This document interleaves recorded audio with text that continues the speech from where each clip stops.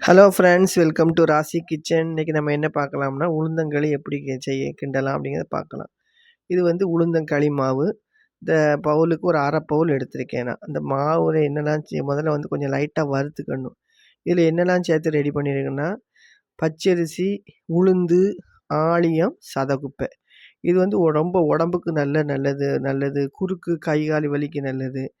லைட்டா வறுத்துக்கிட்டு நம்ம களி கிண்டுனோம்னா, அந்த களி வந்து நல்லா சாஃப்ட்டா இருக்கும். அதுக்காண்டி ரொம்ப வறுக்கணும்னு கிடையாது. லைட்டா சூடு பட்டா போதும்.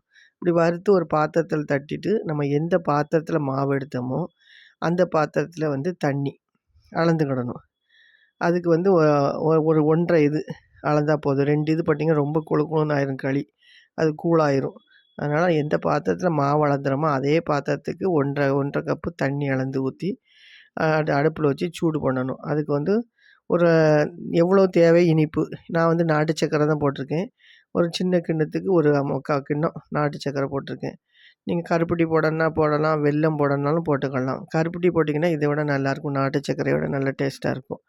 போட்டு நல்லா தண்ணி கொதிக்கணும். அது ஒரு 2 ஏலக்காய், அதில் இதில் ஏற்கனவே ஏலக்காய் இது சுக்கெல்லாம் போட்டிருக்கறனால ஒரே ஒரு ஏலக்காய் மட்டும் பிச்சு போட்டால் போதும். ஏலக்காய் பிச்சு போட்டு நல்லா தண்ணி கொதிக்கட்டும். தண்ணி கொதிச்ச உடனே லைட்டாக கிண்டி விட்டுட்டு, அப்புறம் கொஞ்சம் கொஞ்சமாக மாவை தட்டணும். ரொம்ப ஃபுல்லாகவே மாவு போட்டுறக்கூடாது. மாவு ஃபுல்லாக போட்டால் கட்டி கட்டியாக விழுந்துரும். கொஞ்சம் கொஞ்சமாக மாவை போட்டு கிண்டணும். இன்னொரு மெத்தட் இருக்குது. நீங்கள் வந்து இந்த இந்த சர்க்கரை பாவு காய்ச்சி வச்சுக்கிட்டு, இந்த மாவை வந்து அடுப்பை ஆஃப் பண்ணிவிட்டு, மாவை கொஞ்சம் கொஞ்சமாக போட்டு கிண்டியும் இறக்கிவங்கலாம். இது வந்து அடுப்பு எரிஞ்சுக்கிட்டு தான் இருக்குது. இதில் வந்து கொஞ்சம் கொஞ்சமாக போட்டு கிண்டணும். எப்போதுமே மாவை ஃபுல்லாக தட்டுனீங்கன்னா கட்டி கட்டியாயிரும்.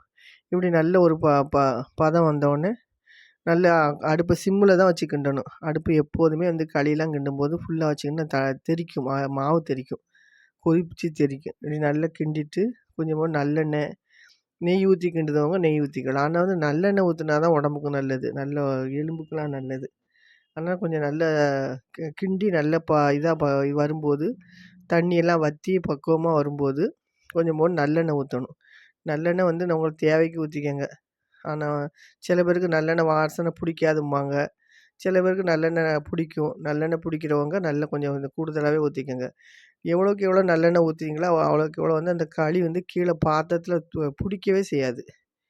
கீழே ஒட்டாது. பாத்திரத்தில் ஒட்டாமே வந்துடும். ஒரு பிட்டு கூட ஒட்டாது. நெய் ஊற்றி சாப்பிடலாம் அப்படின்னு நினைக்கவங்க இதுக்கு நல்லெண்ணெய்க்கு பதில் நெய் ஊற்றி கிண்டலாம். கிண்டி கொஞ்சம் நேரம் 2 நிமிஷம் மூடி வைங்க. அது நல்லா வெந்துடும். இப்படி எடுத்துட்டு அந்த அன்னைக்கு ஒரு பாத்திரத்தை எடுத்து கொஞ்சம் நெய் ஊற்றி தேங்காய் போட்டு சாப்பிட்லாம். இது மாதிரி வீட்டில் ட்ரை பண்ணி பாருங்கள். சூப்பராக இருக்கும். ஏதாவது களி மாவு வேணுங்கவங்க என்னோடய வாட்ஸ்அப் நம்பருக்கு மெசேஜ் பண்ணி வாங்கிக்கலாம். என்னோடய வீடியோ பிடிச்சிருந்தா லைக் பண்ணுங்கள், ஷேர் பண்ணுங்கள், சப்ஸ்கிரைப் பண்ணுங்கள். ஓகே, பாய். நெக்ஸ்ட் வீடியோவில் பார்க்கலாம்.